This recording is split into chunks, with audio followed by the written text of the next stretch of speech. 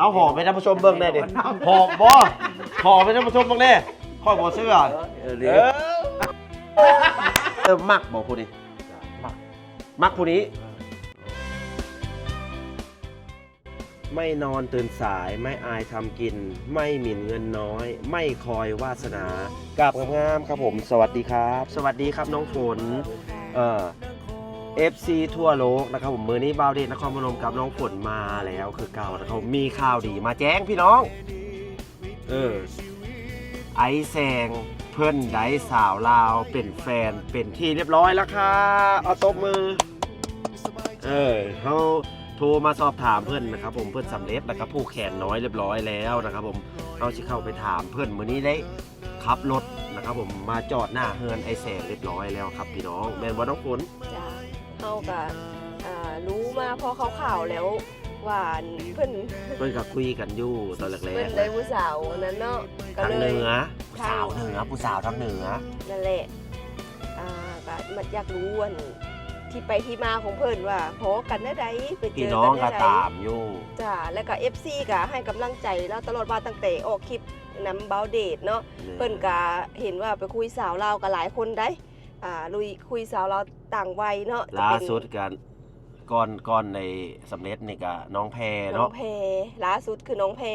ก่อนหน้านั้นก็มีสาวทางสวรรค์เขตจ้าบ้านโคกใหญ่พุ่นแหละจ้าเพิ่นก็พยายามนะครับผมเฮาก็ต้องมาถามเจาะลึกว่า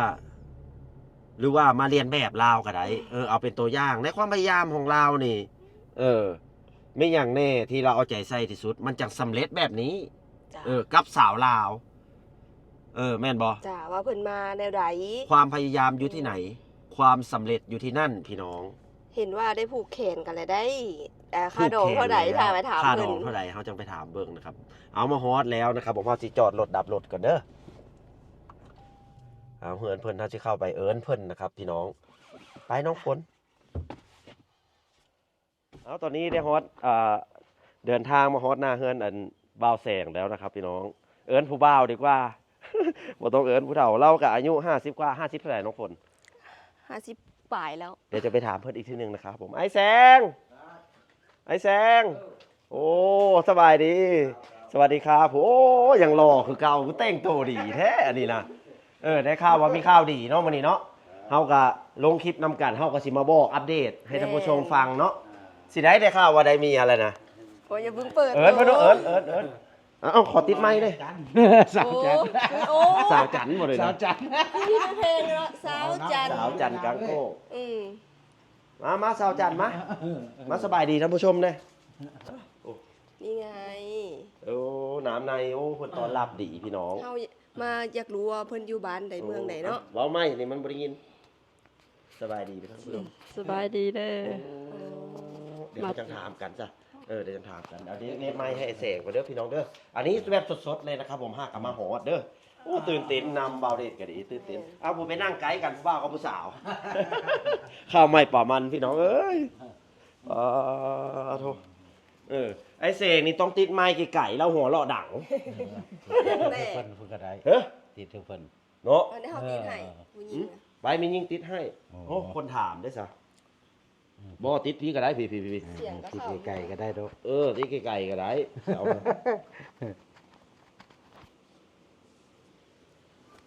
าน้องฝนครับป่ะเดี๋ยวตั้งกล้องไว้พี่น้องให้บ่ได้ถามให้บ่ได้ถามบ่ยับเข้าไปใกล้กันแน่กล้องมันบ่เข้าต้องเป็นเดี๋ยวก็เด้อพี่น้องติดไมค์นะครับผมเพื่อถามกันแบบสวัสดีเป็นทางการครับผมสบายดีเป็นอะไรสบายคือเก่าบอกไปทางผู้ชมพุ่นเนาะสบายคือเก่าท่านผู้ชมก็ได้ขอบคุณไปทางท่านผู้ชมในเพิ่นติดตามนะสวัสดีท่านผู้ชมอันคลิปเบาเดชที่ติดตามมาให้กำลังใจตลอดเนาะเนาะคลิปใดก็อยากให้แสงใดผู้ใดก็อยากให้แสงใดสมหวังอะไรแล้วบัดนี้สมหวังแล้วบ่สมหวังได้บัดนี้ได้ตบมือได้สมหวังแล้วนี่แหละครับผมทางการเลยอันนี้แหละเขาอยากรู้ครับเจ้าเฮ็ดแนวใดจังได้ใจผู้สาวลาว กัด ได้ข่าวว่าเขานั่งรถมาหาเลยได้นี่นะ มาเลย สุด นะ ยอด มาฮอดเทือนเลยนะ เออ มาฮอดเทือนเนี่ยมีน้องฮักนะที่แรกก็เคยยังอยู่บ้านโคกใหญ่เนาะ อืม บ้านโคกใหญ่ที่ส่งเงินเธอเซา อืม ลูก บ่ต้องเว้าถึง ผล บ่ต้องเว้าถึงหลังเว้ารัดมาเลยว่ามีค ก็ นที่ เลยเพิ่นไปทำงานอยู่เคียงบ่อแก้วนะ โอ้ อยู่บ้านโคกใหญ่ เบิ่งไปทาง ไป เพิ่น ทำงานอยู่บ้านเพิ่นนี้เอาผู้อยู่บ้านนี่ก็แม่น อืม ก็เลยก็เลยติดต่อผู้นี้เฮ้อ อืม ก็เลยได้คุยกันกับผู้นี้ก็เลยอ่ะว่าค่อยก็เลยได้ส่งเงินไปสาวทาเคสัญญังสีหลายเลยค่อยก็เลยเว้าความตรงๆเพื่อฟังนะเคยซอยหรือระบบสมหวังอายบ่สมหวังหมดเงินแหละก็เลยผู้นี้รู้จักเลยอีต้นค่อยนี่ผู้นี้ อืม ว่าเคย ดี เป็นหยังคือส่งเงินไปเฮ้อเขามีมาหา อืม ผู้นี้ละบ่ได้ส่งเงินพอสลึงมาอย่างเดียวผู้นี้ จริงใจ ว่าอย่างเดียว ได้ยินคำว่าคุยกันเลยสิมาสิเอ็ดคัตโปดบ่มีเงินก็หาเงินมาเองได้นี่ แล้วบ่ บ่ ได้ เด็ เสี ด ยเงินเลยนะกับคุณเนาะ บ่หาเงินทำงาน3เดือนแล้วก็ลาออกจากงานก็มา ขออนุญาตเด้อ บบ อ อก กชื่อท่านผู้ชมผู้สาวเจ้าเนี่ยบอกชื่อท่านผู้ ชื่ ช อ ม หนังจันทร์ นางจัน ม น้องจัน น้องจันทร์กับแม่นห้องสั้นๆ คือน้องจันทร์แต่ชื่อเท่ โมแม่นสาวจันกังโก จันดี จันดี ชื่อจันดี ครับผม เอาเราต่อบัดนี้นะ ก็คุยกันก็โยก็ดดเด้ตะเกียวเขานะ ตั้งแต่ตะเกี่ยวข้าว ตะเกียวหลังเกียวเขาเลี้ยวก็ อืม ก็คุยกันมาเลยนะบัดนี้ คนนี่ มันบ่แม่นว่าสิแบบเจอกันน้ำเทื่อสองเทื่อคุยกันน้ำมือสองมือว่าสิได้กันได้ วันนี้มาเดินเลย แม่นบ่อาย มา เนาะ แม่น มันต้องใช้เวลา ใช้ ได้ เว พี่น้ ลา อง คุ เอ้ ย ย ก็กระหึงได้ก็คุยคนก็หาตัวเมงอีสอนได้ อืม ตัวเมงอีสอนขายเมงอีสอนก็เลยคุยกับแม่เท่าแน่ ขายยังเว้าให้มันชัด ขายเมงอีสอนตัวเมงอีสอน ๆแมงกระซอนนะ เม บอก งกระสอนน่ะ โอ้แมง ที่ ซอ เอาไป น ล่ แมงซอนแมงอีสอนมันบ่เข้าใจแล้วเนาะเจ้าเข้าใจบ่เดี๋ยวนี้เข้าใจภาษาเราอยู่บ่ เข้าใจ เริ่มเข้าใจแล้ว แต่ค่อยไม่ค่อยเข้าใจ อืม เพิ่นเว้าค่อยไม่ค่อยเข้าใจปานหรือแต่เราสิเข้าใจภาษาแต่เฮานะ เออ มันภาษาเดียวกัน ไทยหรือเนาะไทยหรือมันบ่ แม่น ไทยหรือ อยู่บ้านอยู่ไสนะอยู่บ่อแก้วค่ะอยู่บ่อแก้ว เดี๋ยวเด้อ บ่อแก้ว เอ้าน้องฝนติดไม้เพิ่นนะเจ้าติดเป็นผู้ชายอันเมียเป็นผัวเมีย สูงอยู่ไกลได้บ่ นี่ใส่คอนี่ก็ได้นี่ไงนี่บีบนี่ ในการเนี่ยเอา ขออนุญาตเด้อเออ อยู่แขวงบ่อแก้วบ่ไอ้ แมนอยู่แข้งบกแก้ว เลี้ยงลูกแก้ว ตอนนี้อายุเท่าไหร่ครับ ขออนุญาตถาม 40 เบิ่งดังหมดเด้อ 40 เต็ม 40 เต็มชื่อจริงว่าได้ใดครับ จันดีนะ จันดีอยู่บ้านใดเมืองใดบ้าน อยู่บ้านน้ำยอนบ้านน้ำยอนเก่า บ้านน้ำยนต์บ้านน้ำยน เมื ต์ อง เก่า เมืองต้นเพิงแข้งบกแก้ว ต้น เอ้าต้นเพิ่งอันนี้เมืองคาสิโนตัวเนี่ย เออ เออแม่นบ่ ใกล้ ต้นเพิ่ง คาสิโ นี่มันติดกับพม่าสามเหลี่ยมทองคำ อืม เนาะ อืม แม่น ซึ่งตรงกันข้ามกับเมืองอย่างเฮือแสน เสร็จ เสียน เสียงแซน เอ้ย มีเสียงแซน เสียงแสนนี่แหละ เสียงแสนเสียง เบา ค เด็ด อง มี กับน้องฝนเคยไป เสียงคลองเสียงแซน เสียงของโอ้ยับเข้าไปอีกเลยกว่า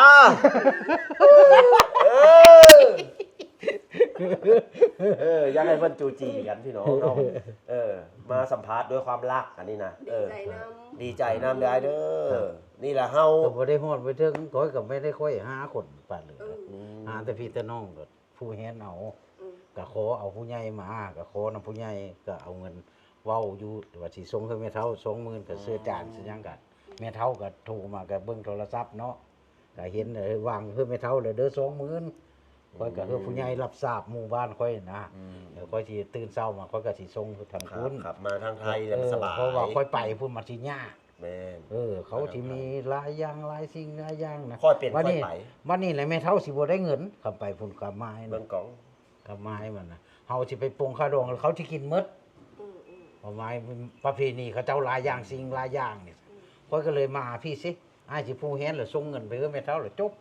เอาเนี่ยนี่ซะครับว่า อย่าฟ้าวเฮ็ดเอาในนี้ซะเนาะอย่า เอา ฟ้าวเฮ็ด เออ เฮายัง เดี๋ยวนี้ เงินยังบ่พร้อม ครับก็เลยเนี่ยนี่เลย อันนี้คือหมายคือสรุปแล้ว อ่า ผู้แขนน้อยกันอยู่นี่แต่งงานกันอยู่นี่ เออ อยู่ไทยเด้อพี่น้องเด้อผู้แขนน้อยแต่งงานกันอยู่ไทยอันนี้ ไท นะ ยไปละ แม่นเอามีอย่างแน่มื้อนั้นน่ะ เอาก้อน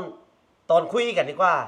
มันจะสนุก ไม่ นะครับ ได้เราจังมาหา เฮ็ดได้ไหนให้ความเชื่อใจผู้สาวเอ้าเจ้าคือเสน่ห์แรงแท้ ก็ไม่ได้เลยแล้วก็คุย เอาคุยได้ไหนเอาบอก คุยธรรมดานี่นะ บอกเป็นวิทยาทานแน่ โอ้ เอ้า ก็คุยกัน บอกเป็นวิทยาทาน ก็เห็นกัดว่าน้องอยู่พุ่นติดต่อเฮอซื้อหยังเนาะที่แรกก็ได้ว่าซื้อนางจันดีนี่แหละก็เลย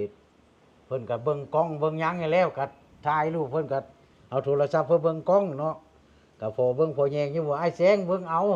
เพิ่นเอากล้องเฮอนะเขาก็เลยเบิ่งไปแล้วเห็นแตาค้างก็ไม่มักเว้าดอกคนซื่ เรา อ เป็นคนบ่ค่อย ๆ เว้า มีค่อยเว้าค่อยก็เลยโอ้ยเห็นแล้วมักแล้ววะค่อยก็เลยเว่าเดี๋ยวนี้มักผู้เดียวเท่านี้แหละก็ว่าก็เลยมาง ามอยู่บอก งามบอก ค่อยก็ เอ้ย ค่อยว่าโอ้ยค่อยน่ะคนต้มลายเด้อว่ะยัดบ่มีเพราะเลยเอาค่อย แสด แล้ว ง ค่อย ว่า มั เรา ก จริง แล้ว ใจแม่นบ่จริงใจเราเปิดเผย เคยเห็นเราออกคลิปบาวเดทบ่ดังๆ ไม่เบิ่ง โอ้บัดนี้เห็นแล้วบ่ เห็น เห็น แล้ แล้ว เราเปิดแล้วเบิ่ง อันนี้พระเอกได้คนดังได้นี่นะเพราะฉะนั้นบ่ต้องยานว่าเราสิตัวสิหลอกเพราะว่าเราเปิดเผยบ่ต้องยานคนจริงใจ เราหาคนจริงจัง แม่น เรากับจริง เอาสลับมาหาผู้สาวบาดนี่นะบาวเดทขอถามเลยเด้อว่าเปิดกล้องหากันอยู่บ่เด้อโทร เปิดนั่นแหละ เปิด คุยกั เห็นหน้าเราเจ้าโอ้ อ่า ถึกตาถึกใจหรือว่าลองคุยกันก้อนบ่หรือว่าเจ้าคิดแนวใด ก็คือตอนนั้น คิดอยู่ว่า คิดว่าแนวใดเอาคิดในใจเฮาเอาเปิดเผยมาเลย คิดอยู่ คนนี้เป็นตาคบอยู่หั่นนะหรือว่า แม่ว่า เอาบอกมาเลยบอกในความใจ เราเบิ่งเราเป็นคนซื่อๆนะ อืม เราใจเราเบิ่งอายุเราแก่มึงเราจะจริงใจนะคะว่าจะบ่ตัวบ่ล็อกนะ เออ ค่อยก็ บ่ตัวบ่ลอก จ้ะ มันมีคนการันตีให้เนาะว่าบ่ตัวบ่ลอก ม และการหลังจากมาเห็นคลิปบาวเดทแล้วก็มั่นใจขึ้นแม่นบ่ แม่น เพราะว่าเราเป็นออกสื่อแล้วคือสิซื่อ เจ้า เอาจะเว้ามาเลยเอา ก็เลยคบมาลมกันมาเลย ก็เลยคง สา ก็ ม เลยลง สนาม มา พิเศษเดินมาละคบ โอ้มันบ่ได้แบบ คือ เดินบ่ได้ คือบางคนว่าจะเอาไปคุยเนาะ เออ ไปคุยแบบคุยน้องแพรบ่แม่นว่าคุยลำเทื่อสองเทื่อถ้าเขาบ่มักเขาบอกเลยได้ แม่น ก็แค่นั้นแหละ มันก็ แม่นบ่เขาบ่ได้ตัวเอาเงินแบบ บาง นั้น อย่างนี่คนสิบ่มักนี่เขาสิฮืนห้างเฮาจึงรู้จัก เอ เอ อ งนะเฮาก็สิไปติดต่อกับน้ำข่าวเฮาก็เลิกไปแหละ ครับบ่แม่นว่าสิไปอัดเงินอัด บ่แม่นสิอัดเงิน เอ ต อ ลอด อันนั้นคือแล้วแต่เฮาอย่าไปว่าว่าเขาหลอก สงสารอย่าเว้า เจ้า ว่า ให้ เขาหลอก เอง เขาคือเขา เออ อ้ายเอ้ยส่งมาจากกระเป้งค่อยมืดหักก็แล้วแต่เฮาสิ ร้อย ส่ง 200 อันนั้นอีตนสง แล้ว สา แต่ ร เจ้าอันนั้นน่ะเขาบ่ได้บังคับจกเอา เฮา เงิน ก็คิดว่าน้องว่านุ่งเฮาก็ยังไปลิ้นไปเคยเนาะก็ต่างพี่ต่างน้องเฮาก็เฮือได้ดำ2-3โลชื่อกระเป้งอะะ สำนั้น มันบ่ตายเนาะคนก็คิดว่า เอ้า นี้ ทำบุญอยู่วัดก็ยังทำได้ อัเดียว คนก็ทำบุญได้ เออ คือกัน คนก็เลยเอ็ดไปนั่นนี่นะ คือแจกขนมน้ำมนต์ทางนั่นแหละ แต่ว่าผู้นี้น่ะคนบ่ส่งเลยได้ เออ จักเป็นอะไรเลยครับค่อยเว้าตรงๆว่าอ้ายนี่หมดเงินคำว่าส่งไปนี่เนี่ยรับเจ้าบ่มาเนี่ยอ้ายก็สิหมดอีกว่าอ้ายก็บัดนี้คำเจ้ามาอ้ายก็สิมีเงินค่าดองมันบ่มีเด้สั่นเอาค่อยสิเก็บเข้ามาจริงค่อยก็สิค่อยก็สิพยายาม เจ้าอยากลองใจนำ ค่อยก็จะลอง บ่ ใจ แม่นลองใจยังไงพี่น้องเลยลองใจเจ้าของเลย ลองใจเจ้าของนี่ก็ เรามัก ลองใจ เป็นคนใจง่ายนะ ก็เลย สมมุติว่า ว่า มันสิมียิงสิไหลดื่ม อืม มันคนซื้อสิกลายเป็นคนคดนะ แม่ สมมุติว่าเจ้าน้องคือเขาสิบ่มีหยังละซื้อให้โลดเขาสิคิดว่าเฮาใจง่าย กลายเป็นคนแบบโลภ อันแม่นบอพี่น้อง นี่เรากัดใจเจ้าของ เราลองใจเจ้าของบ่แม่นลองใจเขา เราเป็นคนใจง่ายที่จริงแหละ วันนี้ผู้นี้มาวันนี้ เอา ยาสูบด้วยยาดิบ่ดิยาปุดเลย ดี เอ้า ดีใจนะมื้อนี้นะ คน เป็น ยา สุขภาพของเฮา โอ้ผู้สาวบ่ให้สูบยา โหผู้นี้มา เอาเจ้าเว้าหน่อยไหนเอาเจ้าเว้าหน่อยไหน เลยว่ายาสิยาสูบ บ่ได้เว้า เอ้า เนี่ย ก็มักครับ มันเรา สิมักผู้นี้ก็ยาเองนะ เรายาเอง แค่เว้าคำเดียวประโยคเดียว เอาคำเดียว ถ้าย่าอย่าสูบดีได้บ่ ว่าเนี่ยยาสูบได้ เพ บ่ ราะว่าเพื่อสุขภาพ เพื่อสุข เจ้า ภา ของ พ แม่น่ะ ค่อยก็นะยาก็ยาบ่ตายดอกค่อยว่ายาเลยเอ้า มื้อเดียวแล้วยาเลย ยา เอาคู่มื้อนี้ เรากูนี่นะ ยกโผแม่นบ่พี่น้อง เออ ตบมือเป็นกำลังใจให้เราเนี่ยนะครับผม เอาเราเป็นตัวอย่างนะครับผม เอ้า ชีวิตนี่นะ คุยกันประมาณ 4-5 เดือนเนาะ ครับ 4-5 เดือนแล้ว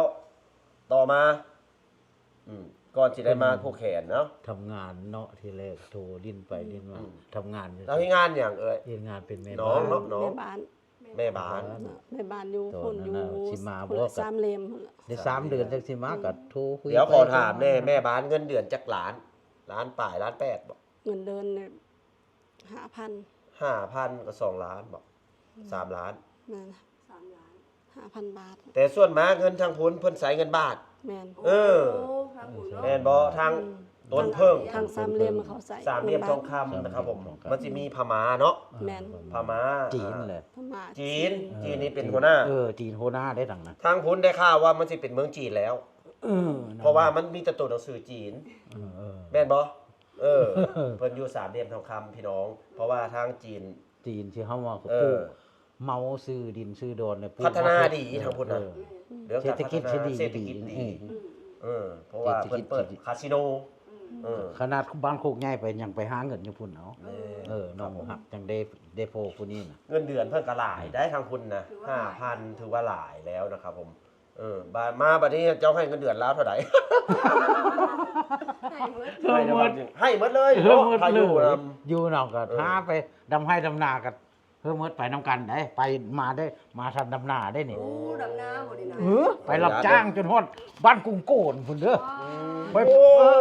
ไป2เทื่อพุ่นเด้อกรุงโก โอ้ น ถ้าเจ้าบ่เอาเดี๋ยวค่อยสิไปให้นะบ่าวค่อยดิ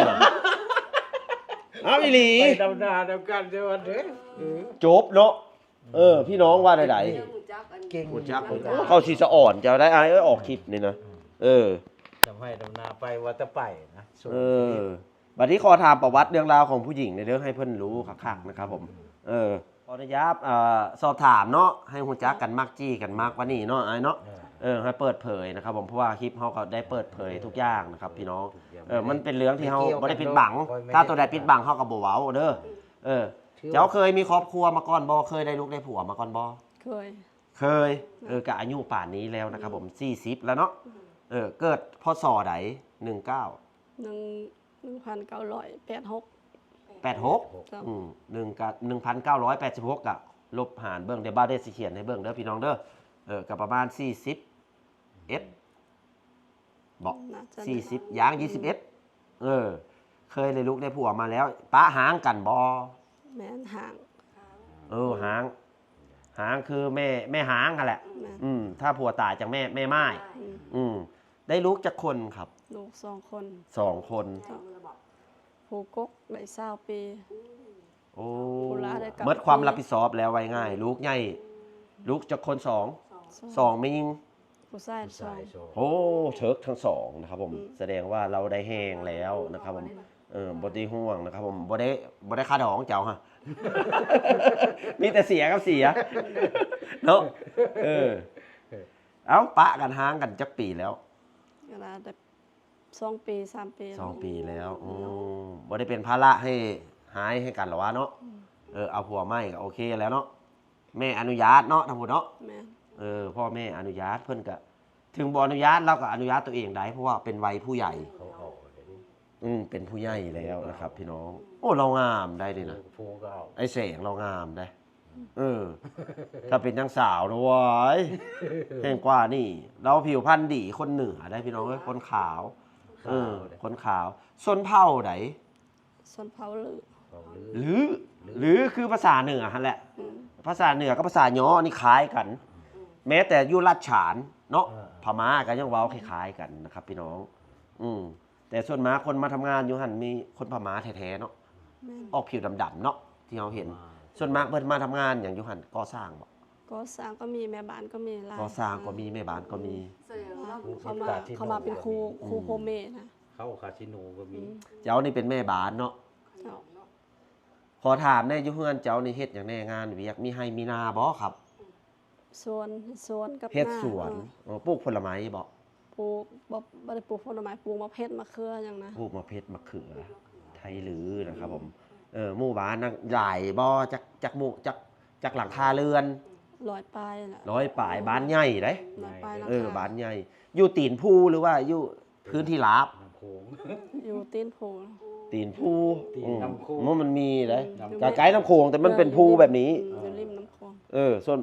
ถ้าหันหน้าเข้าเมืองต้นเพิ่งน้ำโขงมันจะอยู่พี แม่น เนาะสมมุติเขาขี่ไปแต่ห้วยทรายเนาะ เจ้า ห้วยทรายคือแขวงบ่อแก้วพี่น้องเขาขี่ไปเมืองต้นเพิ่งมันสิเข้าไปในนี้เนาะน้ำโขงทั้งพี่นะ แม่น น้ำโขง แม่นน้ำโขงอยู่ แม่นน้ำโขงแล้วฝั่งนี้มันสิเป็นพม่า เออ แล้วมันยับมาจักหน่อยมันสิเป็นไทย ใช่แล้วก็ เสื่องห้วยแก้วห้วยทรายเนาะต้นเพิ่งกับเสื่องไทยได้ ซึ่งไทย เสื่องไทยอันมันเป็นสามเหลี่ยมทองคำพี่น้อง อันต้นเพิงนี่ขามไปน่ะซื้อเสียงแสน ข้ามไป บ่อแก้วนี่ขามไปนี่ซื้อเสียงคอง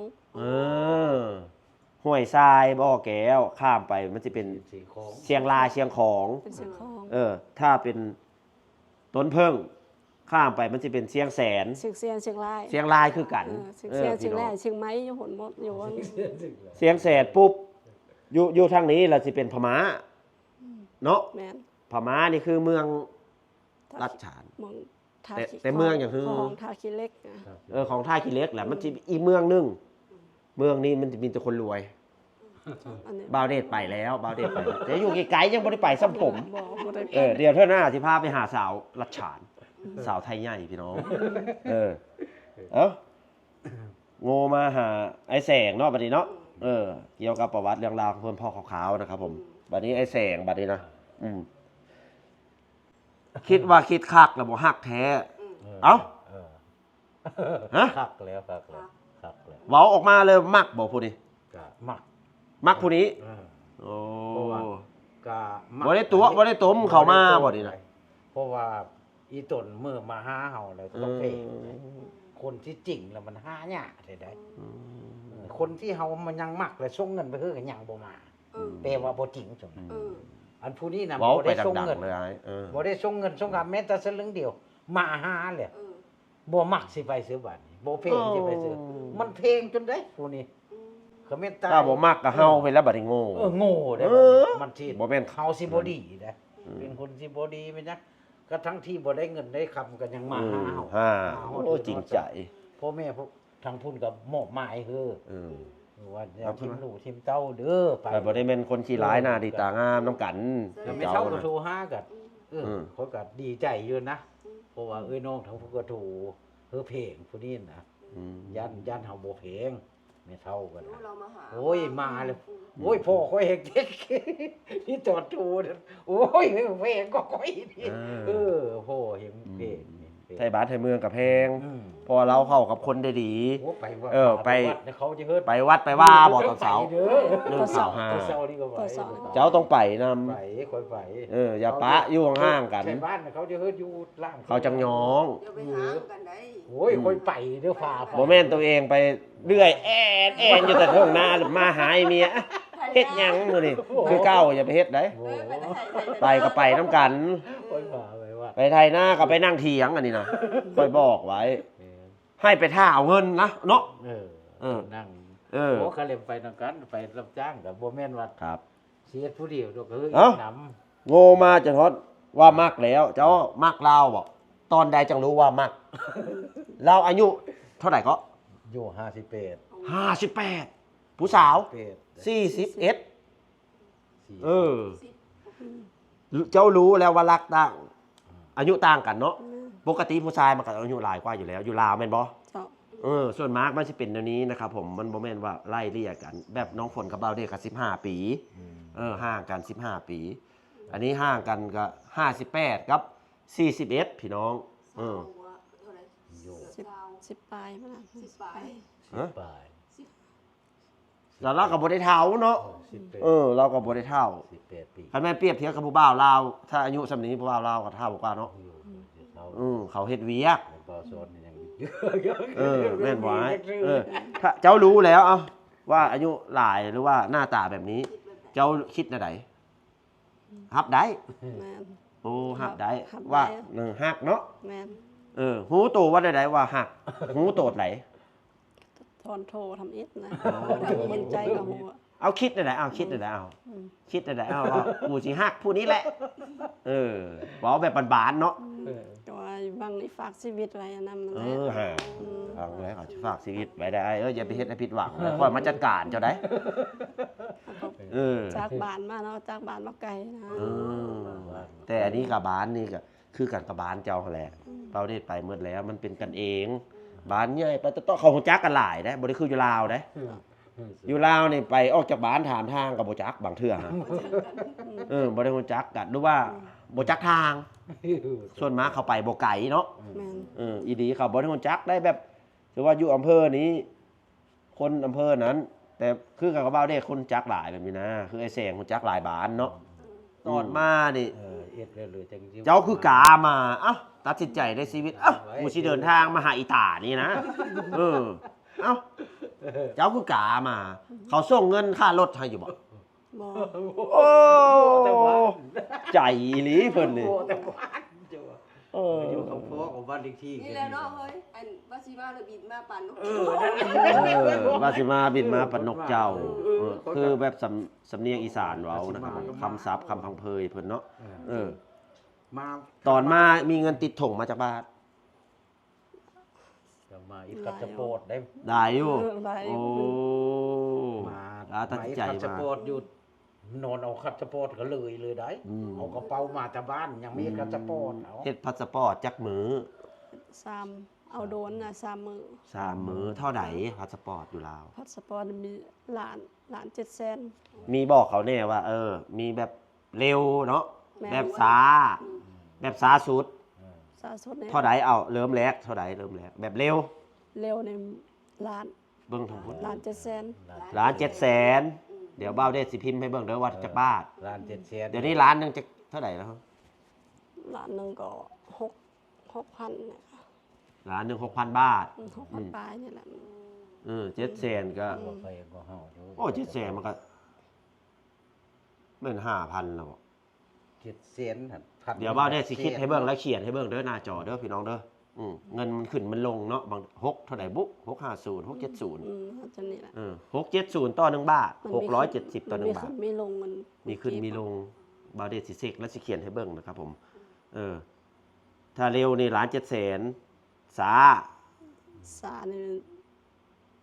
เท่าไหร่ละล้านค่ะเขาเห็น80,000 เอาไปตีเป็นเงินบาทดิ เงินบาทของพระจักเนาะเขาคือว่าเอาเงินกีบ เท่าไหร่ก็เมื่อกี้เดี๋ยวเอามา ฮะ 80,000 บาท 89นี่แหละ 89,000 ล้าน89อันเฮ็ดอันนั่นน่ะบ่เฮ็ดโดนน่ะเฮ็ดธรรมดาอัน โอ้เอ็ดธรรมดา โอ้เฮ็ดธรรมดา แม่น 89,000ว่าสิน้อยแท้ฮะ เอาน้อย 89,000 80,000นี่ได้80,000กีบเลยก็แม่นบ่ แม่นเนาะ เจ้าเฮ็ดเท่าไหร่เจ้าเฮ็ด เฮ็ดนี่ล้านปลายล้าน700,000 แบบอาทิตย์หนึง สามมื้อ บ่เฮ็ด3มื้ออันนี้โดน โอ้ใจแท้ใจยักมาแล้ว เอ็ดด่วนว่าเช้าเลย เฮ็ดด่วนเลย เธอก็มาเลยได้ไม่มืออีไรขี่รถไฟมา โอ้ถ้ามาแรกๆเจ้าบ่าวแล้วโทรหาข้อยบ่ได้อึดแต่พวกโอ้สิตานี่ถ้าบ่าวก็เขาสิเอิ้นโง่อีกเลยเนาะ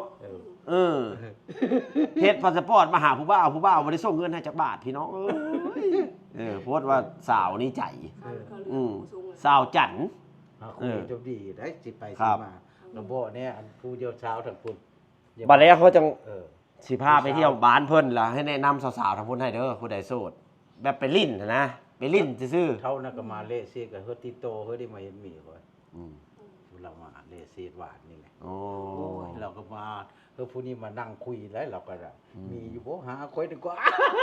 โอ้มันก็บ่ได้ถึกจังหวะบ้าบัวปานนั้นเนาะ เดี๋ยวดูผู้ตะไคร้นี่ เขาก็บ่ใครบ่อยากบ่ใครอยู่บ้านนะ มันเกี่ยวกับอัน โอ้จัก จากคนนี้ผมไม่ค่อยอยู่บ้าน มันเกี่ยวกับจังหวะชีวิตนำได้เนาะบนถือว่าดวงชะตา จัก ถือว่าบุพเพสันนิวาสบุพเพสันนิวาสเนาะพี่น้องเนาะ ก็เลยโทรไปหาสาวบูก็เอาบ่ไอ้เสียงผมอยู่ทางบ้านคุกใหญ่มีแต่คนโตบ้านค่อยน่ะเราบ่ตรงๆเลยอันสาวบูก็ได้ มาฟังไว้เด้อพี่น้องเด้อ บ้านคุกใหญ่มีแต่คนโตเด้อ คนคิดตัว คนคิดโตหลายเราอ่ะ บ้านเขาเว้าเองได้ บ้านสาวบูเห็น บ้านพวกใหญ่เขาเว้าเองอันนี้บ่ได้ใส่หลายไผ ถ่าย YouTube ดิซะ ผู้สาว ดูคิโตบ้านค่อยสิติดต่อทางนี้เราว่าค่อยมาทำงานเราก็เลยติดต่อคนนี้ทางพี่จริงใจเด้อก็เลยติดต่อก็ติดต่อว่ะแล้วเสือว่านี่เด้นั่งอยู่นี่อยู่เบิ่งหน้าวะก็ได้คุยทางโทรศัพท์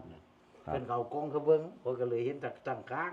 โอ้มักแล้ว เอาเดินทางมาในไซส์รถหยังขับ มาแต่บ้านขี่รถ เอ้า ตู้ เว้ามาเลยจนฮอดผีจะเดินทางได้ได เมารถตู้มาเมารถตู้มาก็หมดหาแสนแล้ว ฮอดใส มาฮอดอันคิวรถไฟนาเตย ใส่นาเตย หน้าเตยนี่คือ ขี่ตะ ทาง บ้า โรง น น้ำท่าร ถตู้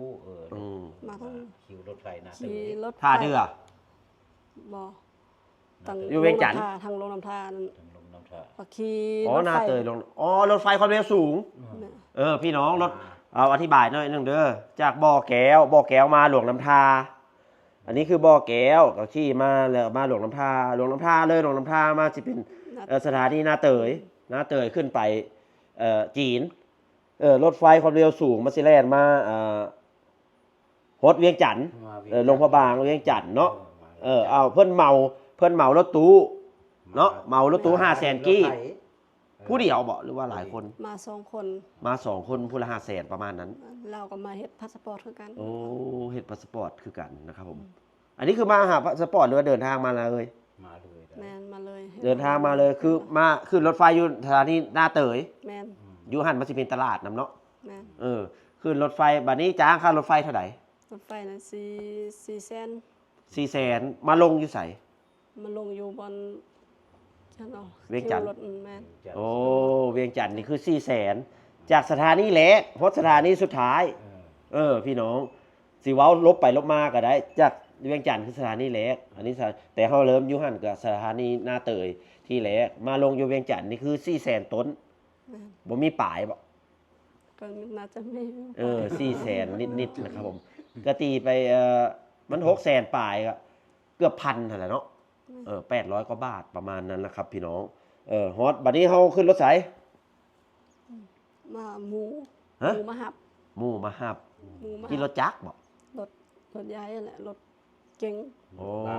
รถเก่งเนาะรถเก่งมาฮับ หมูมาหับไปอยู่นอนอยู่บ้านหมูน่ะ จักมือ ก็มาอีกคันสปอร์ตตอนเช้าก็อีกคันสปอร์ตเลยแหละ มาฮอดมันทันแล้วก็ฮอดมาฮอดปุ๊บแล้วก็ต้อง ฮอดจักโมง ฮอดเป็นโมงน่ะ อ่ะเจ้าขึ้นรถแต่พ้นคำดึก ขึ้นตอนเที่ยง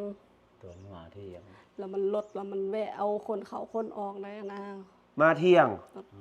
ฮอตจักโมงก็ฮอตเวียงจันทน์ ฮอด7เป็นโมงนั่นแหละ อ่ะมาเที่ยงฮอต7-8โมง7-8โมงค่ำฮะ อืม โอ้นึกว่าเสาร์7-8โมงมันก็คืนคือ2 ทุ่มเฮานึกว่าตอนฮอตเสาร์เลยที่จริงรถไฟความเร็วสูงมันเร็วอยู่เนาะมันบ่ได้ มัน โอ้แต่พื้นที่ มันบ่ได้ติดภูติดผามันซื่อเลย คือขับตรงอย่างเดียวนะครับผมออกเที่ยงฮอต2 ทุ่ม แม่น ทุ่ม2 ทุ่มบัดนี้หมู่มาฮับไปนอนเฮือนก่อนเนาะมันค่ำเนาะ แม่น มื้อต่อมา มือต่อมาก็ไป เฮ็ดพาสปอร์ต แม่นไปยืนใบเฮ็ดพาสปอร์ต เฮ็ดพาสปอร์ตคือเฮาท่าเฮิงบ่ได้โอ้อุกอั่งได้ใจอยากมาหาผู้บ่าว แม่นแล้วก็เฮามันนอนอยู่เฮือนหมู่ได้เนาะ เกรงใจ แล้วก็ เพิ่ เก น รงใจเพิ่นนะ ก็เลยตัดสินใจ ตัดสินใจเอา เอาเร็ว โดน เอาด่วนล้าน คันแม่นนั้นโดน1มื้อนี่2ล้านเลย2ล้านปลายพุ่น แบบมื้อเดียวนี่ได้เลย แม่นมื้อเดียวได้เลย โอ้2 ล้านปลาย2 ล้านปลายก็หมื่นแล้วเนาะไป2 ล้านปลายมัน 2ล้านนึงก็จะพัน มันพันหนึ่งเนี่ยมัน700,000บอก700,000เท่าเดิม 7321ก็2 ล้านก็ 3,000 3,000 7321ตีไปเลยตีสูงไว้นะครับผมประมาณ 3,000 นิดๆ 3,500 เอ้า3,300 3,500 ประมาณนั้นนะครับโอ้กาลงทุนมหาเจ้าเอ้าบัดนี้สิข้ามาไทยเนาะงั้นผู้ใดมาส่ง หมู หมู่บ่ได้เตือนบ่ยันเขาล่อเขายันนี้บ่ มาเฮ็ดพาสปอร์ตนำกันแล้วแหละน้องเขาก็มาเฮ็ดคือกันเขาก็เฮ็ดแล้วเขาก็ไปหุ้นน้อง ไปหาผู้บ่าวคือกันนะ แม่นน้องก็เฮ็ดเวกอยู่อันหุ้น เขาก็มีแฟนคนไทย ครับผม เขาก็เลยมาส่ง บัดนี้เจ้ารับพาสปอร์ตแล้วเจ้าเฮ็ดอันใดข้ามด้านใดครับ น้องขาย คำด้านน้องคาย หนองคายหนองคายมาแม่นไผมาส่งจากอันนะมาหาด้านนะมัน มา หมู ก็มา หมู่ เออ โอ้มาส่งเจ้าข้ามออกเป็นบ่ เป็นเราเคยเฮ็ดเด้เราเคยข้าม ข้ามกับเจ้า แม่น โอ้ถ้าเจ้าเฮ็ด บอก เจ้าเคยข้ามด้านอยู่บ่ในชีวิต บ่ อ่ะโอ้ยายนี่ใจขนาดนี้น้องนี่เจ้าโยมบ่ หยอก ย ยอมใจ เอาถามอีกบัดนี้นะบัดนี้ห้ามด้านแล้วฮะเจ้าเฮ็ดให้สิไปถึกบัดนี้โทรหาลาวบ่ แม่เขาบอกอันน้องเขามาซุ้งเขามาซุ้งก็นอนเดี๋ยวหันนอนน้องคายคืนนึง นอนหนองคายนอนอันรีสอร์ทหั่นแหละ นอนอยู่โรงพัก คืนเท่าไหร่รีสอร์ทหนองคาย 400 400ก็ธรรมดาถือว่าบ้านเจ้าได้บ้านเจ้าแพงรีสอร์ททางพุ่นน่ะเนาะเฮ้ยเนาะบางหม่องหนองคายละ200ก็มีได้ค่อยสิพาจะไปอยู่ไปเที่ยวบัดล่ะเนาะไปน้ำกันบัดนี้หนองคายปุ๊บเจ้าตื่นมาเอา ตื่นมาก็มาพามาหาคิวรถ คิวรถ นั่นคิวรถบกส บกสบกสนั้นนั่งไปใส่มาใส่ บอกเขาเจ้ามานครพนม นครพนมปุ๊บเลย เดินทางจากชั่วโมงตอนเช้ามันบอก แม่น จากโมง ออกคน8 โมง 8 โมงฮอตนครพนมจากโมง 1 โมงบ่ายโมง เรามีแต่เว้าเลข1เลข2บ่ได้เว้าบ่ายบ่ได้ถุมเลยพี่น้องเอ้ย แม่น เนาะ1 โมง แม่นอยู่คนนี้1 โมง อยู่กับเมียนี่ก็ต้องความเข้าใจกันเนาะสื่อสารกันบางที2 โมงเลย7 โมงเจ้าคิดว่าตอนเช้าคัดหาลาดไปถุมนึงอันนี้แหละเข้าใจกันแล้วหรอวะเอาฮอตนครพนมนี่คือบ่ายโมง แม่น บัดนี้โทรหาบัดนี้เนาะ แม่น แต่ตอนในรถนี่โทรหากันตลอดเหรอวะว่าดีใจหุ่มๆหมดเลยเอาความรู้สึกในตอนเขาขี่รถมาเนี่ยเจ้ารู้สึกเลยไหน มันไม่รู้สึกค่อยบ่สบายเลย ฮะ ก็ดีใจอยู่หัดไข้ว่ะ โอ้ ลูกหญ้าจนไข้จนโยกว่าพ่อไปรับว่าเด้อพ่อเด้ เอาสรุปเจ้าบ่ได้ไปฮับบ่ได้นะ ก็ค่อยได้ไป แบบว่าใครสำนักก็บืนไปนะ ไข้ก็บืนไปนะ บืน โอ้ ไป ขับรถไป คือมือนั้นก็เห็นน้ำใจแล้วเนาะคล้ายๆกับป่วยสำใดก็คอมเมนต์คอขากอะไปจับหัวหิ้วไปประมาณนั้นนะครับพี่น้อง ไม่ระวังเตะแล้วมึงมันตังเสียงอะไรบ้าง เดี๋ยวจะปรับมาให้กันพี่น้องไปฮอตพ้นจักโมงเจ้านะฮับผู้สาว ไปนั่ง บ่าย 2 บ่าย 3 ไปนอนอยู่บกสไปนั่งท่า ไปนั่งท่านอนท่าที่โต๊ะอันนี้รถขึ้นแท้วะ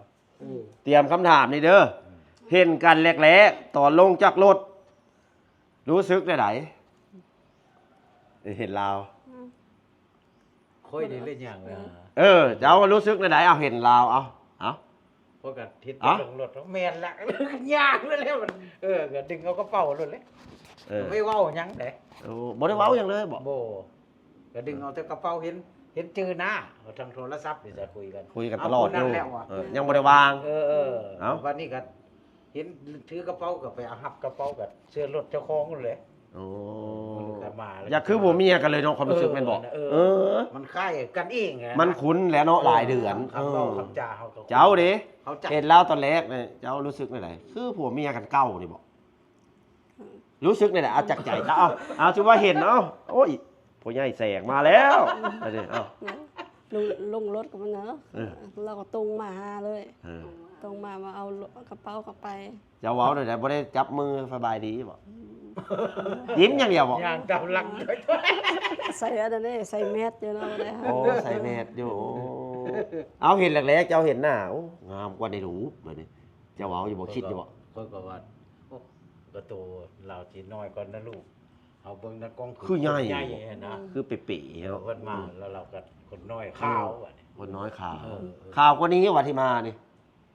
แรกๆ ก็จำนี่แหละ โอ้นึกว่าเจ้าสายลาวจนดำหยอกนึกว่ามาสายยาวไปโดนด่า แม่นตอนนี้ยังมีอยู่บนรถไถเจ้า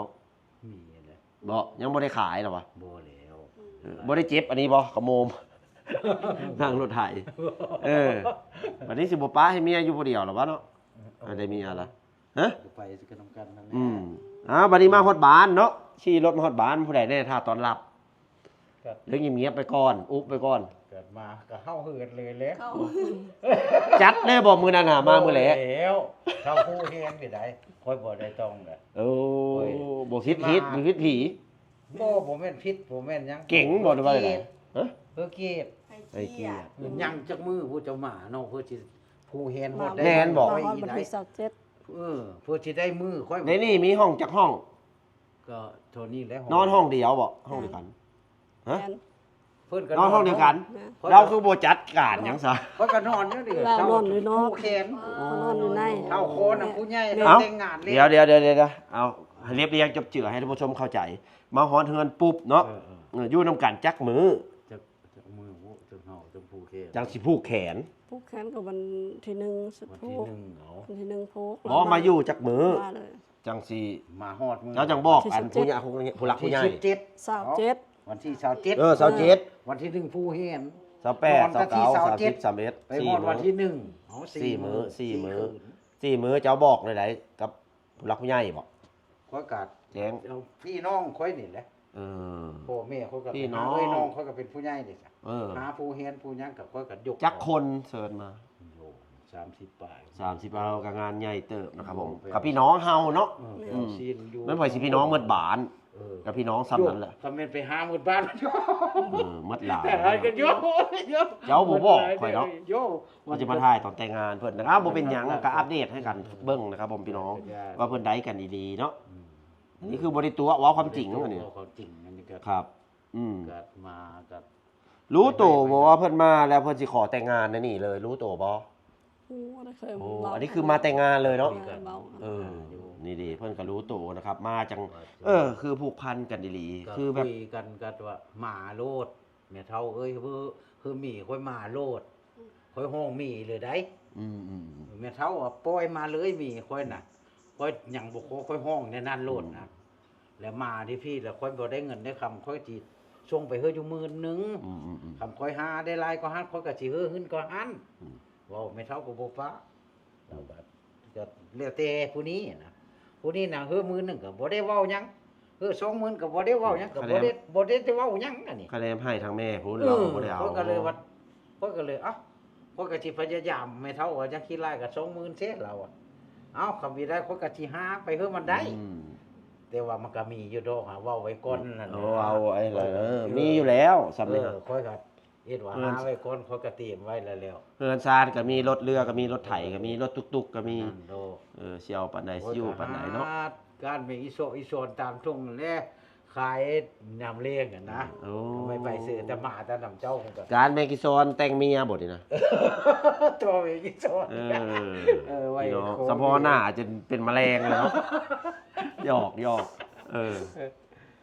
ไปนั่นแหละ เอาฮอดมือแต่งงานเนาะบัดนี้เนาะเชิญผู้หลักผู้ใหญ่นะครับผมเฒ่าแก่ผู้ใหญ่บ้านมาเป็นสักขีพยานเนาะก็อยู่จน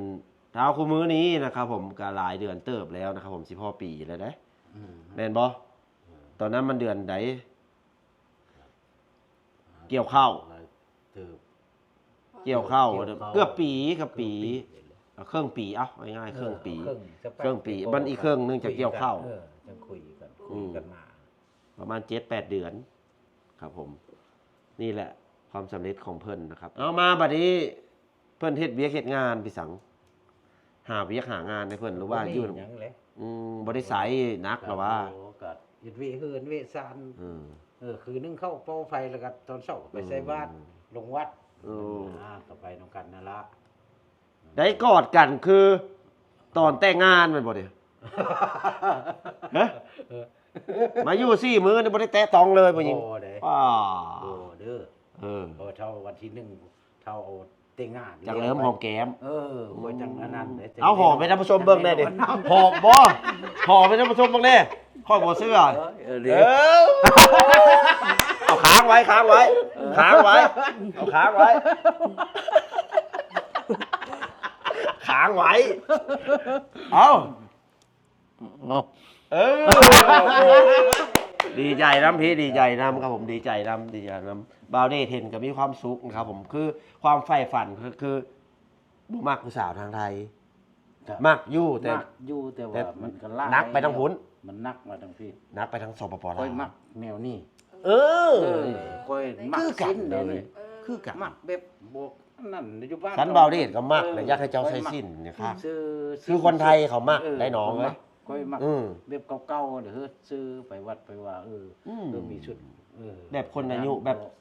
ผู้ใหญ่แล้วเขามักในตา ในหูในตา แม่นบ่พี่น้องมักบ่แบบผู้หญิงใส่สิ้นใส่กระโปรงหรือว่ามักใส่สูงเอา ก็ซื้อก็เป็นบางถือก็เฮ็ดก็แต่ว่าไปหันมานี่ การแต่งตัวลงวัดลงว่านะ อืม มักแบบนี้ แต่เฮามักแบบนี้แหละเนาะสไตล์ลงวัดลงว่าบ่แม่นตัวว่าลงวัดลงบาเด้เห็นย่างทั้งหมดทางเฮ็ดใส่สินค่อยเข้ามา แบบไปผู้ข้อผู้แฮนหมู่นำบุญบ้านแต่งเงาะแต่งงานนะซื้อแบบนี้ไปก็สิว่าดู มันดูคือเขาได้หน้าได้ เอ ตา อ เนาะ มันสิคักโลดคือว่า อี แม่น ลี บ่ ได้ ต้องฝน เป็นเนี่ยนั้นนะ มันดูสบายตาเนาะบางก็สมัยใหม่ก็จริง เออ ถ้าเดินทางไกลๆพอใส่ส่งอยู่ เออ มันกระซับกระเสงเนาะเข้าห้องน้ำข้างใน สิเฮือซื้อตลอดเนาะอันนี้ก็ซื้อเป็นบางอย่าง ครับ นะมันสิดูดีนะไปมักแบบนี้ พี่น้องว่าใดๆสิ้นนี่มันงามได้พี่น้องเอ้ยอันนี้ก็เป็นสิ้นใหม่ สินไหม ของแบบประเพณีทางลาวนะครับผมบอกว่าไทยหรือไทยย้อไทยกวนเนาะเพิ่นก็ใส่อันนี้สาวมงก็ยังใส่ เออ เพิ่นก็มีชุดประจำเผ่าเพิ่นก็ยังใส่บางเทื่อไปโรงเรียนก็ใส่สิ้น แม่น ใส่สิ้นแต่บ่แม่นกระโปรงได้พี่น้องเอ้ย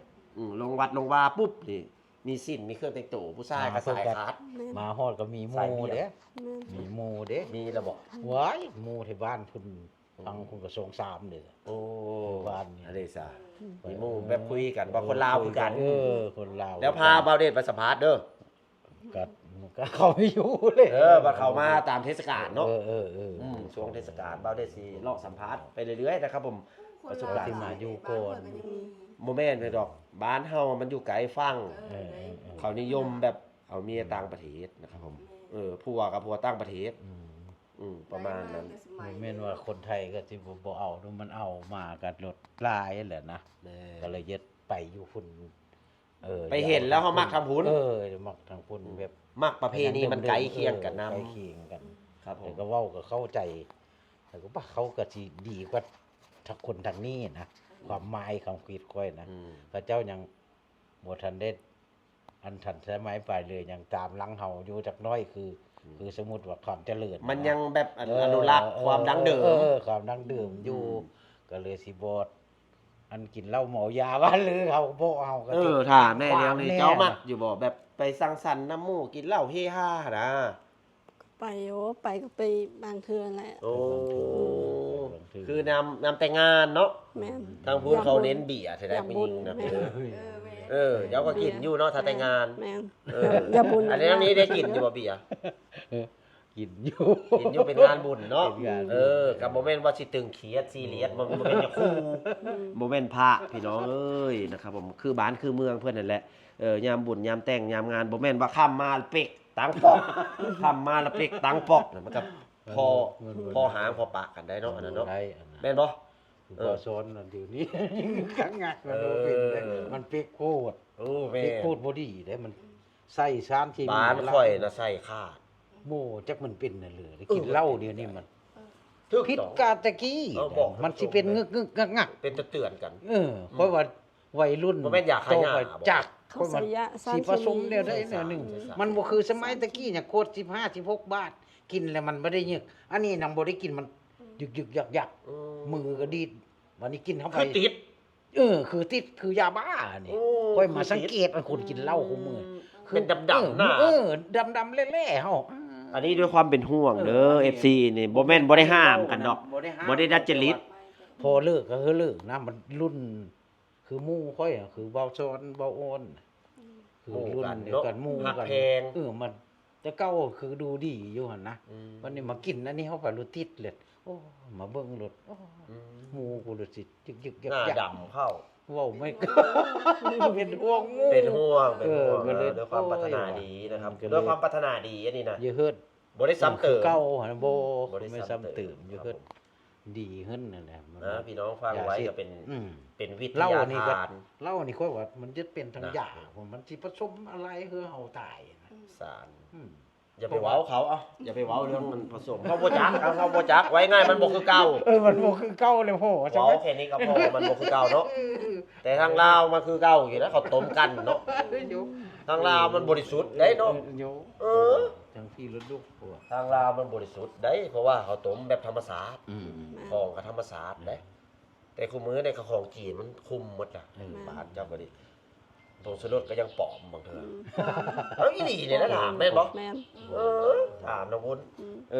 การเป็นการอยู่ทางพุ่นเป็นไดบอกท่านผู้ชมแน่กินอยู่ในใด คือกันนี่แหละ บ่แม่นทางนั้นมันติดไทย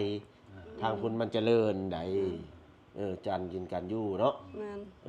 สะดวกสบาย เราบ่เคยมาไทยจะเถื่อว่าถาม เคยมาไทยครั้งแรกแม่นบ่เนี่ย มาเลย ครั้งแรกพี่น้องเรียกว่าเลยด่วนเลย ขนาด โอ้ อย ยู่บ้านติดไทยเด้อเนาะ บ่ค่อยออก มัน นะ ฟูจิมา ไปเฮ็ดงาน คนนั้นมันไม่มา ไปเฮ็ดเวียกเฮ็ดงาน ผู้นี้อยู่ไกลจังหว่าเนาะเขาก็งึดแหล้ว แต่สวัสดิเขตตัวเจ้าหลายคนเนาะ โย่ลายเด้อ ตัวได้ ถ้าแค่นี่กระตู้ ถ้าแค่กับตัว ตัวเกี่ยวเข้าแล้วก็ดึงไปแล้วสิมาเอ็ด น้องแพรบ่ได้ตัวเนาะ โบ ถ้าเขาบ่มักเขาก็ออกตัวเลย เราจนให้บ่ได้ ค่อยกับไปเอ็ดเวนำอยู่ซอยเลือ แต่มื้อนั้นไปเพิ่นติดงานศพเบาเด็กก็ยังเครียดอยู่เราบ่อยู่แต่แม่เพิ่นก็ดูแลดีอยู่เขาก็บอกเขาก็ไปซอยแฮงมื้อนั้นน่ะ คือว่าเสาเฟโตดอกอันนั้นถือว่าเป็นน้องเป็นนง น้อง จะไป ลูกอัน มันนี่แหละอันนั้นดอกอันฟูอยู่ทาเคนี่แล้วค่อยก็สิได้ไปหาอันโทรหาผู้นี้น่ะพอสิโทรหาน้อง เอาเถอะหน้าจังเล่าประสบการณ์สาวท่าแขกว่าเขาฮักหลังเจ้าได้ใดเนาะเอาเรื่องราวให้เฮาซะก่อน ทั้งท่าแขกแล้วก็ทั้งสวรรค์เขต ทั้งสวัสดิเขตเถอะหน้าเล่าให้ฟังเด้อเปิดเผย อัน นี่ นี้เขาเว้าเองได้เราบ่ได้เว้าเนาะ แม่ บ้านเขาเว้าเอง แค่บ้านเขาเว้าเองได้เนาะ อืม ครับผมบ้านโคกใหญ่ขึ้นชื่อแม่นบ่ อืม ขึ้นชื่อนะครับผมตัวให้บ้านเพิ่นก็เว้ามื้อนั้นผมไปจอดรถก็เว้า มันคนบ่จริง ตัว ใจ คนได้เฮือนได้ซาน หล ได้รถมอ นี่ เตอร์ไซค์เขาบอกอีหลี แถวบ้านโคกใหญ่ทางบ้านค่อยทางสีหนูอย่ามาไอ้แสงเจ้าอย่าไปทางบ้านค่อยพุ่น อย่าไป ทางสีหนู เพิ่นเว้านี่ เพราะว่า บาเด็ดมันเว้าเอง เว้าเลยมาเอาเมีทางพี่ค่อยสิติดต่อเฮาทางนี้ ครับ เห็นว่าเดี๋ยวนั้น ส่วนทางเหนือจริงใจ จริงใจกว่าคนก็เลยเอ้าติดต่อมาสาวโบว่ะ ครับครับ สาวโบติดต่อเฮอน่ะ ครับ เพราะว่าเพิ่นก็ไม่จะเฮอค่อยไปทางบนเฮาไปพุ่นแหละทางอันปิ้งไก่พุ่นแหละทางบ้านโคงใหญ่ทางโลทางนั้นเพอคนบ่จริงใจเขาจะเอาแต่เงินได้ทางทุนเขาบ่เห็นว่าเดี๋ยวมาหาเฮาได้เราสิเว้าแนวนี้นะ เขาสิมุงแต่เรื่องนั้น ถ้าบ่มีเงินเขาคือบ่คุยนำเลย นั่น เอ น่ะ ออีหลีได้พี่น้องเอ้ยถ้าบ่มีเงินเขาก็บ่คุยนำ ก็มีอยู่ดอกผู้จริงใจหามาส่วนน้อยนะ ส่วนน้อย อยู่พุ่นก็มีอยู่ อยู่ใส่ก็มีแต่มันสิมีนักว่าหลอกทองหลาย โลดอกก็หลายก หล ว่า อกทองหลายมีจริงใจอยู่แต่หลอกทองหลาย ประมาณนั้นนะครับพี่น้องได้ข่าวว่าอยู่ทางดีนี่ ค่อยกัดมีซาโบที่โตค่อยก็ซาโบยังเป็นห่วงค่อยเนาะก็ยังคิดว่าเป็นพี่เป็นน้องอยู่ เอ้า นะ ได้ข่าวว่าได้เมียใหม่นี่ดุขนาดหูจักเวียกจักงาน เฮ็ดหยังแหน่ จบอยู่ดอก ไปรับจ้างได้ข่าวว่าไปรับจ้างไปบอก แม่น รับจ้างอย่างนี้ครับ ไปดำหน้าไปอันนั้นเขาจ้างเท่าใดก็ไปคันไป มันได้ดีกว่าลาวไปบอก แม่น เอาอยู่พี่จ้างเป็นเครื่องมือเลยเนาะ แม่น เครื่องมือเท่าไหร่อยู่ไทยเอาบอกท่านผู้ชมเลย เครื่องมือ200นะ อ่า อยู่ทางลาวเลยเครื่องมือ100 บาทซะ เครื่องต่อเครื่อง ครึ่งต่อครึ่ง อยู่ไทยนี่มื้อละ400 400 แต่อยู่ลาวมื้อละ200 แม่น 200มันก็พออยู่แล้วแต่พี่นะไว้ง่ายนี่ผัวน่ะมาอยู่น้ำฟรีก็ได้แล้วเว้ามาเอาค่าจ้างแรงงานนำมื้อนี้ก็ได้หลายกว่าแล้วนะครับ พี่น้อง แต่ผัวก็บ่อยากให้ทำงานปานใดหรอกวะไอ้แสง ผมไปนำกันนั่นแหละ ก็เล่ากันคนเวียกเนาะ เกิดเวียก โอ้แสดงว่าเขา ได้มาก็กันมีถือว่าแล้วนำมาลำไรพยายามจะใช่ก็ขอเขาจะปัด เราคือบ่ได้ดำหน้าตาเราคืองามคือขาวใส่ห่อหน้าบอก โบเด้ เฮ้ย บ่ได้ห่อ ผิวแบบดี เนาะ ชุบหมูกันไม่ได้ห่อยังอยู่ดับหนากันเยอะ คนบ่ดำนี่ถ้าแม่นบ่เฮ็ดเวียกแห้งสิขาวกว่านี้ ไทยบ้านค่อยก็ยังโอ้คน ผิ ผิ ว ว ไป ไป ทา ทาง ง ค คน น จี จี น นพุ่นเด้อ เ ไปไหนนะ บ่คนเหลือสิเป็นอันนี้แหละ ผิวมันเป็นตำเผาได้ผิวสิงาม เป็นตำเผา มง เสื้อบ่คนหมงขาวกว่านี้อีก คนมง งามแล้ววะ คนมงให้งามแล้วกัน เด็กไปเห็นอย่าไปนอกใจกันได้ ใส่ เลย เป็นยักษ์เขาว่า นี่เมาเดชนี่น้องฝนยังห่วงอยู่ได้นี่นะ ก็เม็ดแล้ววะโอ้เทียบจะโยนเลย ผมเป็นย่อมันเป็นหน้าที่ ต้องถาม เออ ผมเรียกอร่อยหึงเนี่ยนี้มันเป็นหน้าที่พี่น้องเนาะบ่ว่ากัน คอยเรื่องอยู่เลย อันเพิ่นอันสาววนด้วยจะเวียวอยู่ถือวุ นี่แหละครับผมเป็นเรื่องราวของชีวิตของผู้ชายคนหนึ่งนะครับผมอายุ58 ปีก็ถือว่ารักต่างคนละวัยเนาะนี่เนาะ เจ้าจะเป็นบ้าวแล้วเขายังเด็กน้อยอยู่ประมาณนั้นนะครับผมคือคนเราวัยถ้าวัยเดียวกันก็น่าจะบ่เกิน 3-4 ปี 5 ปี อันนี้ก็ห่างกันปะโทเนาะ ห่างกัน 10 กว่าปีนะ 10 กว่าปี เกือบ บ่ สาว เฮ้ย เกือบสาว 19 18 19 18ถึงแล้ว หลายกว่าเบาเดชอีกเบาเดชน้องฝนนี่15 ปี15-16 ปีนะครับผมก็อีกรุ่นหนึ่งไว้ง่ายกินเด็กเจ้านี่เนาะรู้สึกไม่ได้กินเด็กมือแหลกเอารู้สึกไม่ได้ ที่เป็นเนี่ยเลยธรรมดานี่แหละธรรมดา เฮาได้ลูกได้เมียแล้วบัดนี้การเป็นการอยู่เขาเปลี่ยนไปบ่อ้าย แต่ ต้องตั้งใจขึ้นต้องเฮ็ดหลายกว่าเก่าบ่ กับโบกธรรมดาคือธรรมดาที่ธรรมชาติที่เรา เฮามั่นใจบ่สิเมียผู้นี้สิเลี้ยงหลอดเอ้าได้เจ้าเด้อเอ้า รอดนะ รอด เป็นหยังก็ บ่ได้ให้ทุกข์ให้หยังปานใด กับบ่แม่นว่าที่ทุกข์หรือกับบ่แม่นว่าที่ เจ้าดีคิดว่าทุกข์บ่อยู่ระไปแสงคิดว่าทุกข์บ่ฮับได้บ่ธรรมดาแต่ส่วนมากคนลาวนี่มาอยู่บ้านเฮามันจิ๊บๆทางลาวมันทุกข์ได้แม่นบ่ เฮ็ดอยู่เฮ็ดกิน ทุกข์อีหลีได้ เจ้าของนี่น้ำโพน้ำมี การกินการอยู่แม่นบ่ แม่น มันสบายแม่นบ่บ้านเฮาบางเทื่อรถตะแตะมารถตลาดเนาะ แม่น รถพุ่มพวงนะพี่น้องเอ้ยหรือว่าไปตลาดพาเราไปอยู่บ่ ไปซื้อข้าวกับน้ำอยู่ในบ้าน ดีกว่าเมืองลาวบ่ กันดีกันดี อาหาร อยู่บ้านน่ะมันตลาดไกลบ้านได้ตลาดอยู่พี่อยู่บ่แก้วพี่ เกี่ยว ไก่ แม่น ของกินทั้งพีนกับทั้งพุนอะไรถือกว่ากัน มันก็คล้ายซ้ำกันเนาะเงินบาทกับเงินกีบนะ คล้ายๆกัน ซ้ำๆกันนี่ครับนี่แหละการกิน ขอ กั ง นอ เงิ ยู่ น ดีบ่ดีทั้งพี่ถือกว่าเจ้าไปแมคโครนี่แห่งถือกได้ของของก็แท้เลยมันมีของปลอม พาไปอยู่แม่กูไปซื้อขนม พาเราไปเด้ไปเปิดหูเปิดตามื้อหน้าพาไปหามบาวเดชเด้อที่สิเลี้ยงดอก ไปฮอดบนอันเบิ่งหรือห้ามไปท่าแค่เลยป่า เดี๋ยวจะโทรกันไปลิ้นเฮือนผมเด้อเด้อหน้าเด้อให้ไอ้แสงพาไป ไปดำนากงโกนซี่คอยซี่อยู่ได้เบาซ้อน ค่อยสิจ้างจะไปดำนะ ซี่ไปทันทีคือบ่ดีดโมเพิ่นไปโมไดให้ดีคือ บ้านใดแหละบ้านนายอหรือว่าบ้านนี้ บ้านคนอันปุ่นอันขี้อันโป่งน้ำมันเด้ไปก็บ่ ไป ซ้อน เดินหน้าก็ไปแว่ ไปแว่ผม ไปดำนา นัดกันจะก้อน กินข้าวกินน้ำ ไปกินข้าวกินน้ำได้เป็นอ้ายเป็นน้องฮักเพลงกันนะครับพี่น้องเอาคลิปนี้กับบ่มีอย่างหลายนะครับผมก็ขอส่งท้ายนะครับผมเอาส่งท้ายเอาไปทางท่านผู้ชมด้วยความมุ่งมั่นแบบใดจังใดเอ้า ก็คือตั้งใจให้แล้วผู้หรือมักสาวลาวก็ได้ เนาะ คือใจ อย่าท้อ อย่าท้อแล้วก็เพื่อเว้าความจริงเปิดเผยออกไปโลดคำว่าพอเว้านำแม่เฒ่าได้ก็เว้ากับแม่เฒ่าจริงหรือบ่จริงก็พังคำเว้าเขาเจ้าหั่นแหละ อย่าไปตัวเขา อย่าไปตู้แล้วก็ผู้สิมาหาสิมาดอก อืม บ่ได้เลขหยังหามาบ่ได้เสนอว่าลังคนสิโตน่ะมันหัดแม่นโลดได้จักหน้อยละ กระลอกกระแลกมีอย่างเสียมีอย่างส้ม แนวนั้นแนวนี้โลด ของในเฮือนขาดเด้อไอเด้ออย่า เขาสิเว้าปัญหาอยู่ทางนั้นแหละเยอะคอแหละนะเกี่ยวกับเงินนะผู้สิต้มเมาเลยนะสังเกตเอาเนี่ย บ่แม่นบ่าวเดชเว้า เว้าเบิ่ง แรกๆมันต้องเจอคนตัวแน่ธรรมดาเฮาก็ใจเย็นขึ้นแล้วก็ศึกษาไปเลยคือเจ้านี่แห โอ้ ละ นี่นะเอ้าลองเบิ่งว่ะบ่เว้าบ่ได้เว้าเรื่องเงินเรื่องคำเรื่องเฮอค่าดองเท่าเหลือก็ไม่เว้านี่ซื่อๆอยู่มาบ่มาบ่เท่านั้นเดี๋ยวเอาเงินซื้อเอ็ดคัสสปอร์ตค่อยสิหาเองเว้าแต่แนวนั้นไปบ่จะเว้าคุยกันได้รับมือไปทำงานโลดบ่ได้เงินได้ติเลยไปทำงานเป็นแม่บ้านหาเงินสิมาเอ็ดคัสสปอร์ตเอาค่อยก็ลองใจ แม่นบ่แม่นบ่ หาเงินดิข่อยก็บ่ส่งมีอยู่ข่อยบ่ส่งเอ้าบ่ลอง ลอง ผู้ เบิ่ ที่ ง หา ล เงิ อน งใจ ผู้ที่มาอีกคันจะโปรดมาหาน่ะลอง น้อยนัก บ่ได้3เดือนเพิ่นเว้า3เดือนข่อยก็คุยกันฮอด3เดือนเอ้าสิมื้อแล้วได้อ้อแล้วลาแล้ว น้อย ลา นั ถ้าก เชาเกสิมาอีกคันจะโปรดมาแล้วเอ้ากูว่ามานี่ ไว้ง่ายในเงินพอแล้วไว้ง่าย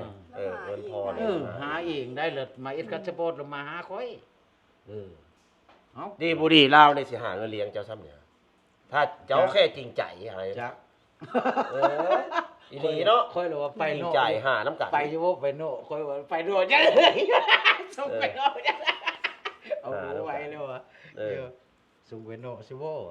เจ้าเด้มีอย่างสิบอกมียิงทางลาวบ่เฮ็ดใดๆจังสิได้ผัวทางไทย ผู้ที่อยากได้อยู่แล้วนะ เอาเฮ็ดใดๆเจ้าแสดงอยากออกมาจังสิเอาใจผู้ชายไทยใดเอ้ามียิงทางสปปลาวเนาะเฮาสิเฮ็ดใดๆว่าอยากได้ผู้บ่าวทางไทยเฮ็ดโตใดๆเฮ็ดโตใดๆเอ้า อยู่ได้ก็คุยกันสักก้อนคือวันนี้แล้วคุยกันฟังผู้ที่ เอาให้เมียเว้าแน่นี่ก็ดี ให้จริงใจแล้วบ่ต้องบ่หลอกบ่ตม ถ้าหลอกตมในผู้ชายจับได้มันก็บ่ได้กัน แม่น แค่นั้นเนาะ แม่น จุดสำคัญเลยนั่นแหละพี่น้องเอาฟังไว้ผู้สาวก็ดีอย่าไปตัวเอาเงินเพิ่นนะครับผมพี่น้องถ้าตัวเอาเงินอย่างเดียวเฮาสิบ่มองหน้าเลย เงิน คนอยู่พี่น่ะมันจริงอยู่แล้วจังคุยจะว่าจะได้มีฟังคุณทางพี่น่ะบ่โตอยู่แล้วเฮ้อคิดแน่นั้นจะไปฟังน่ะผู้สาวก็ได้เขาว่าโอ้ที่คุยผู้นี้แล้วยังคิดว่าผู้นั้นผู้อันคนไทยนี่สิต้มจะไปขอแต่ว่าเจ้าของน่ะสิบ่ต้มเขาแล้วเฮอหมาคำว่าสิเอาผู้นี้แท้แล้ว ถือว่าสิเอาแท้เนาะ สิเอาแท้ ตั้งใจคุยเลย ตั้งใจคุยเลยแล้วหมานี่คนไทยนี่100%นี่เอาแน่เอาโอ้โห ถือว่าจากแรกเฮาบ่ตั้งใจคุยบักนี้ฮะบ่มัก หรือไม่ต้องคุย เฮาบ่คุยเลยอย่าไปตัวเอาเงินเพิ่นเด้อผู้สาวเด้อ ผู้สาวพา ให้เฮ็ดคือผู้นี้ เฮ็ดคือผู้นี้ ให้คือเฮ็ด คื คือ อ เขา สาว หมา จัน โลดแล้วคนไทยบ่มีโต๊ะจักคน เว้าเด้อนี่เด้อข้อสิถามจุดสำคัญน้องจันเนาะเพิ่น40บาวเดช48นะครับผมเอิ้นน้องส่วนมากไม่ยิ่งนี่ก็ต้องเอิ้นน้องอยู่แล้ว น้องจันนี่ก็ผู้งามนะครับผมงามป่านนี้มาอยู่น้ำเพิ่นแล้วเพิ่นใจหายตบตีเจ้าอยู่บ่ บ่ ส่วนมากเฮ็ดไปได้เสาสองแรกสอง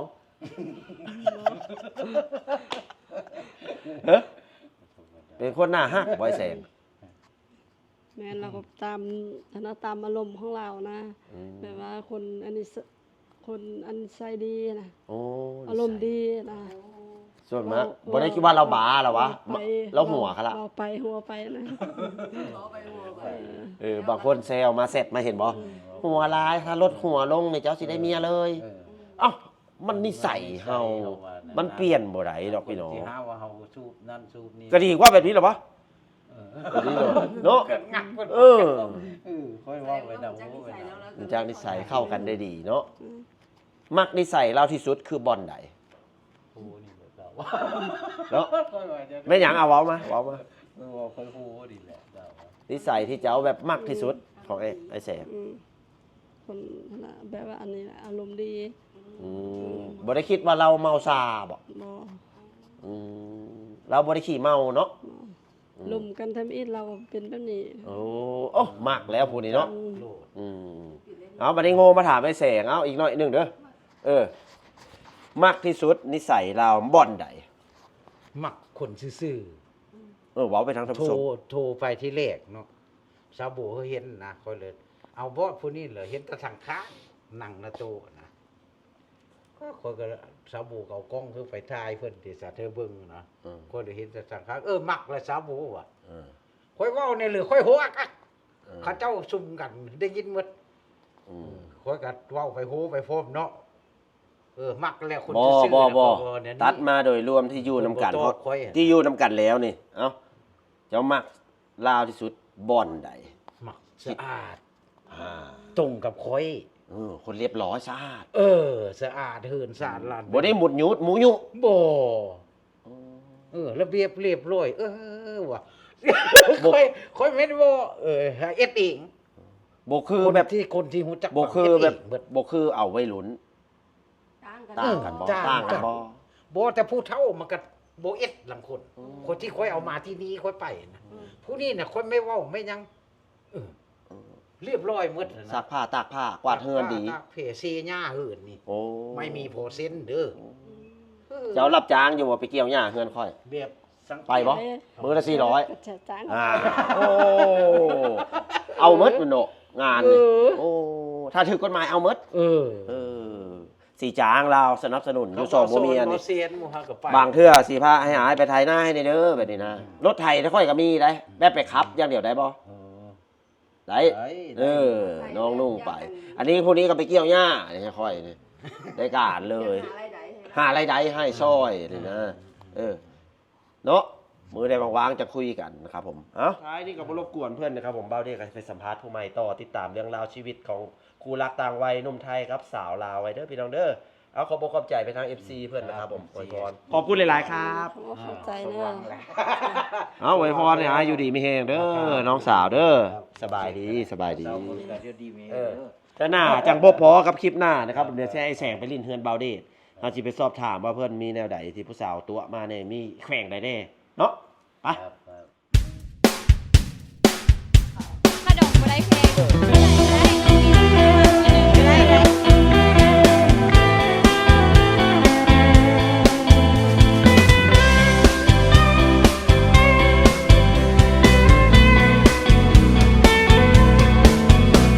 ฮัลโหลสวัสดีครับผมชื่อบ่าวเดชนครพนม